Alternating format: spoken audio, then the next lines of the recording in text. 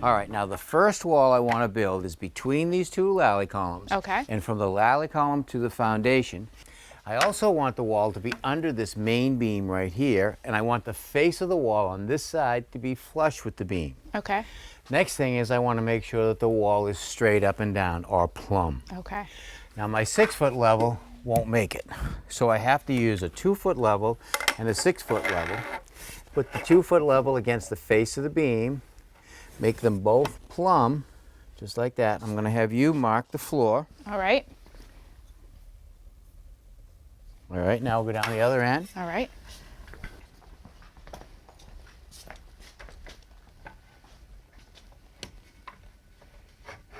Okay, now you can mark that side. Okay. Good, now we'll just snap a chalk line. Now we'll snap another line parallel to your foundation wall. Okay.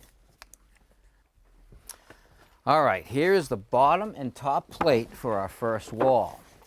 Now the bottom plate is pressure treated and the top plate is just conventional lumber. Okay, so what's the difference?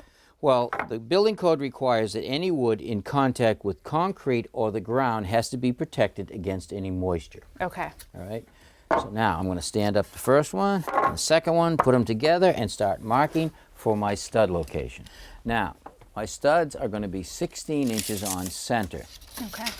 Now my stud location starts from the face of this wall right here that runs along here. So I take my square and I hold it right there. I take my tape measure and I put it on the back side and hook it like that. Okay. All right, now I want to mark the location of my stud, 16 on center. But I don't want to mark the center of the stud, I want to mark the edge of the stud, so I'm going to come back 3/4 of an inch. Okay. I'm going to put a line and then an X that will represent where the stud is. I go down to my next 16, which is 32, back 3/4. Now I make the mark on both of them, so they'll be parallel and plumb. The next thing is we're going to mark for the height of our studs. So that's 78 1/4. 78 1/2 here. Let's check the middle. 78 1/2 here. All right, what I want to do is cut all my studs the same length. So I'm going to use the shorter number right here so the wall will slip right under the beam nice and easy. Great.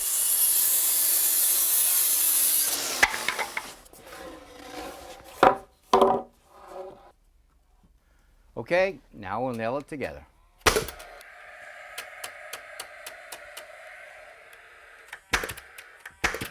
All right, now we can stand the wall up and slide it under the beam. Okay. You ready? Yep.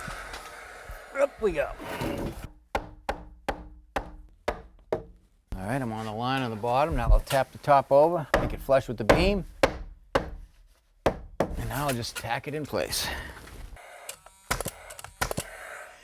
We're going to attach our bottom plate to the concrete using a different type of a nail. Okay. This is a hardened nail. We're going to drive this with a different type of gun. This is actually a powder activated gun. Powder activated? Yeah, let me show you.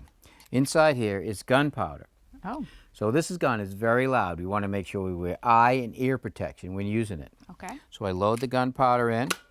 I take the nail and I just push it up into the end of it like that. I push the gun down onto the plate and fire away.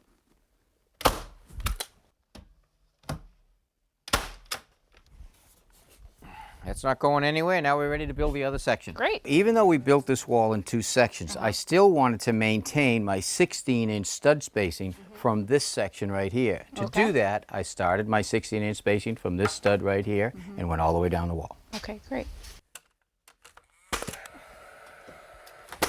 Now we just push it up.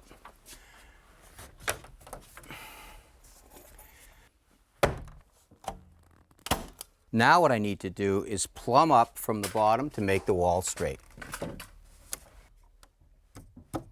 Now on this wall we have an electrical panel box and we have to account for that. Okay. When I framed this wall, I framed it tight to the wall to give you maximum space. Great.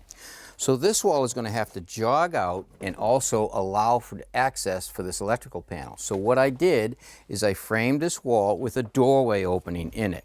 So when we stand this wall up, it's going to look like a closet, but you're actually going to have access to the electrical panel.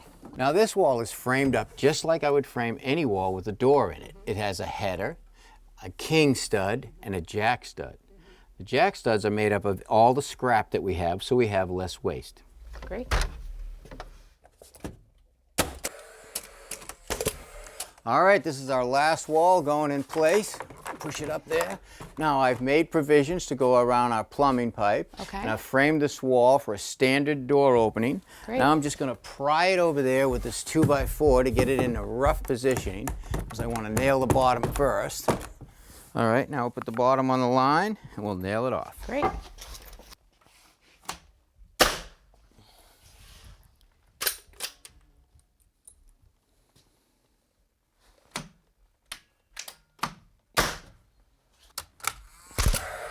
Well, your walls are done, but you still have a little work to do before you have a finished room, but I think you got a good start.